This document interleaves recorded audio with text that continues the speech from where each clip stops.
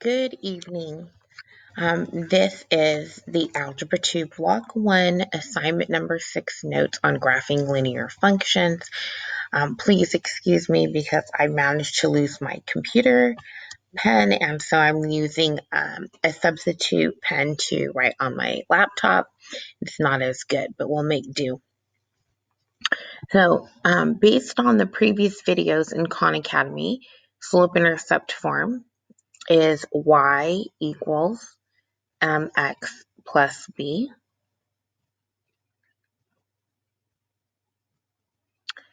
where b is the y-intercept, and that is always on the y-axis, and is your rate of change or your slope. That tells you how to move. So in y equals 5 minus 3x, first thing you might want to notice is that it seems to be written a little backwards. Always look for the m that's attached to the x. Okay, so again, the m is always attached to the x. So in this case, our m happens to be -3, our rate of change. We're going to write that as a fraction. That's -3 over 1, not -3 over -1, -3 over 1. And that means that you're going to go down 3, right 1. If it was positive 3 over 1, you would go up 3, right 1. Our y-intercept is always a constant that's by itself. There is no variable attached to it. So in this case, our y-intercept happens to be 5. So we're going to go on the y-axis. And when we go on the y-axis, up 5, 1, 2, 3, 4, 5, it happens to be the 0.05.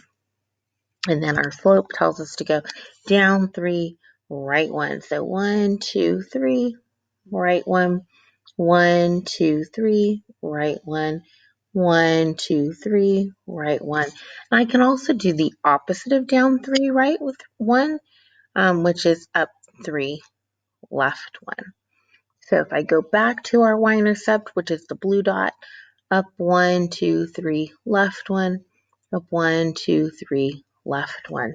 And I can go ahead and connect my graph. So let's take a look at the next one. Y equals, so f of x is a fancy way for saying y equals 5/4 x. So the first thing I want you to do is to think, what is our slope?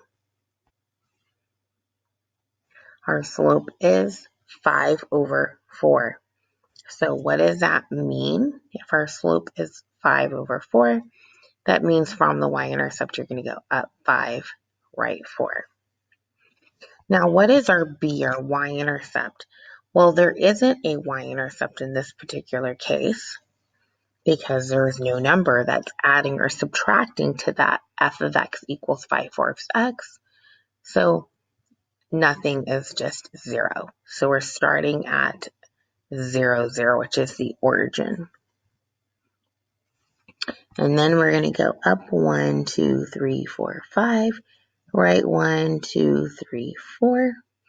And I could also go the opposite of up 5, right 4, which is down 5, left 4. So down 1, 2, 3, 4, 5, left 1, 2, 3, 4. And then I can graph that. Notice that my graphs of my linear functions have arrows on them because technically this goes on forever. I'm just sketching a part of the graph. Oops.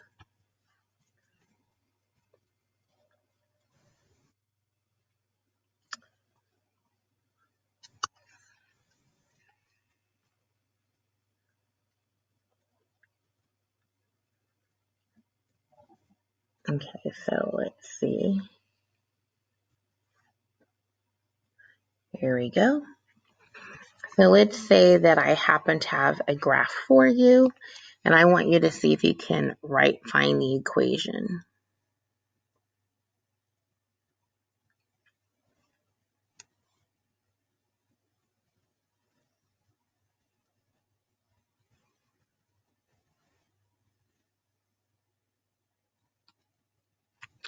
So let's see if I can find the equation of the guess. And this is not super accurate because, again, I don't have my correct pen. I managed to misplace it. I moved a few days ago, but we're going to make it work. So the first thing you always do is here we're going to go, okay, well, I want to write this in slope-intercept form. Slope-intercept form is y equals mx plus b. I want to see if I can find the rate of change. I want to see if I can also find the y-intercept. So I'm going to find the y-intercept first. Where is this on the y-axis? Well, notice it's right here, that where it crosses the y-axis. That's up 1, 2, 3. My y-intercept is at 0, 3. So my b is 3. And then I want to go, how do I go from that point to the other point on the line? Well, I'd have to go down 1, 2, 3. Right? And I'm going left 1, 2, 3, 4, 5. So down and left. Well, if I go up, that's a positive amount. If I go down, that's a negative amount. If I go right, it's a positive amount. If I go left, if it's a negative amount. So my rate of change, or my slope, because I went down 3, that's negative 3. And because I went left 5, that's negative 5. Negative over a negative is the same thing as a positive over a positive. So my slope is 3/5. So if I were writing the equation of this, it'd be y equals 3/5 x plus 3.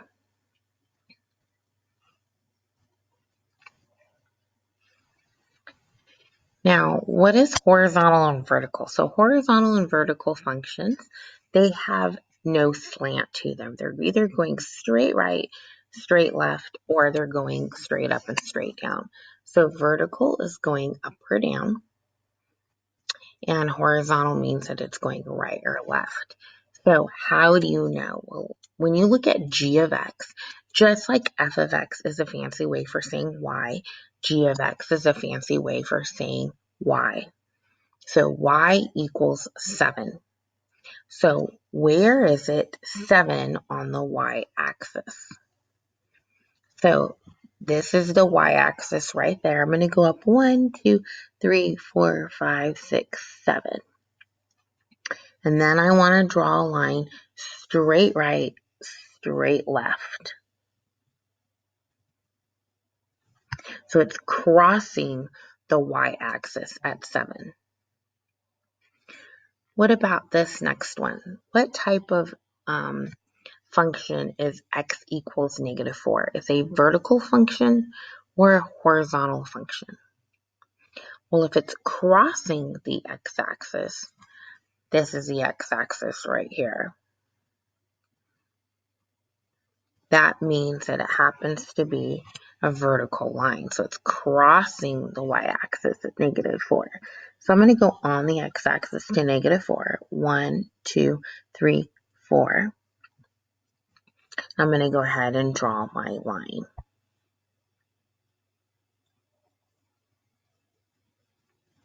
Notice my line is crossing the y-axis at negative 4.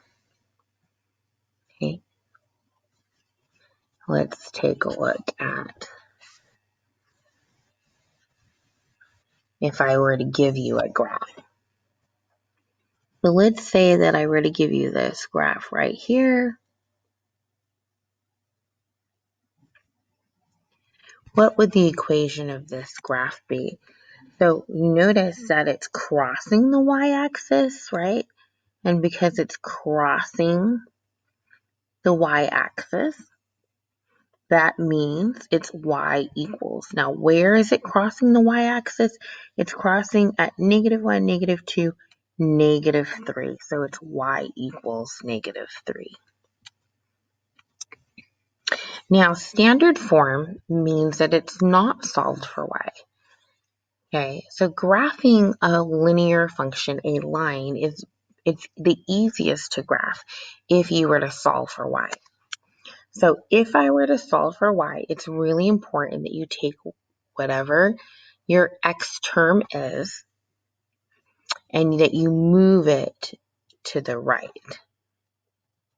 And when I move it to the right, that means that sign, whatever it is, will become the opposite. So this 2x on the 2x minus 5y equals 5, when I move that 2x over, it's going to become negative 2x. Now I have to solve for y, and it's negative 5y. So that negative 5 is multiplying to y. So I'm going to get rid of it by dividing. That's called the inverse, right? To get rid of something adding, I subtracted. To get rid of something multiplying, I divide. So what happens when you take negative 5 divided by negative 5? That becomes 1, so that's why I'm left with y. 5 divided by negative 5 is negative 1. Negative divided by negative is a positive, and 2 does not divide by 5 perfectly. Now you're more than welcome to leave your equation of your linear function, y equals negative 1 plus 2/5 x, or if you'd prefer, you can write it as y equals 2/5 x minus 1. So either one.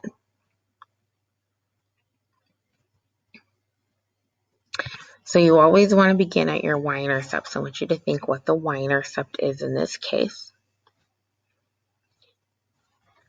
So in this case, our y-intercept is negative 1. That means we're going down 1 on the y-axis at 0, negative 1. And our slope is, our rate of change is always a number attached to the x. The number attached to the x is 2/5. And what does 2 mean? It means to go up. And what does 5 means? It means to go to the right. So from our y-intercept, we're going to go up 1, 2, right? 1, 2, 3, 4, 5. And we could do the opposite of up 2, right 5, which is down 2, left 5. So if I go back to the y-intercept, down 1, 2, left 1, 2, 3, 4, 5, and then I can go ahead and connect them.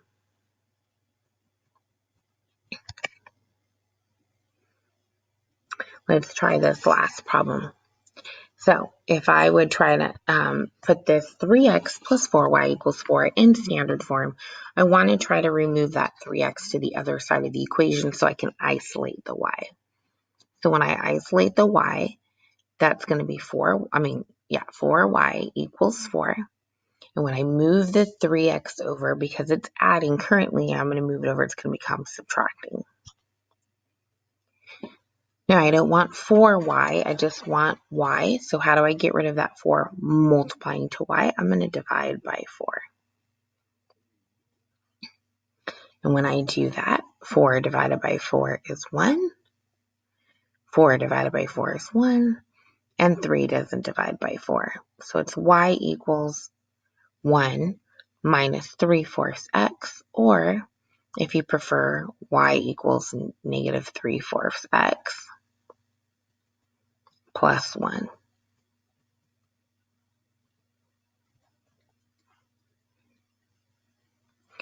So what would the y-intercept be? In this case, our y-intercept is at 1, or 0, 1, up 1 on the y-axis. And what would our slope be? Our slope is the one that's always attached to the x. In this case, our slope is negative 3/4. So negative 3/4 means to go down 3, right 4. So down 1, 2, 3, 1, 2, 3, 4. Or I could do the opposite of down 3, right 4, which is up 1, 2, 3, left 1, 2, 3, 4. Now, the more that you plot points, the more accurate this graph is versus just eyeballing it. And I apologize, I'm using the highlighters and stuff because I don't have my normal pen, and so it's just easier sometimes to pick what I have on already on my screen. I hope this is helpful. Please reach out to me if you have any questions. Have a good day.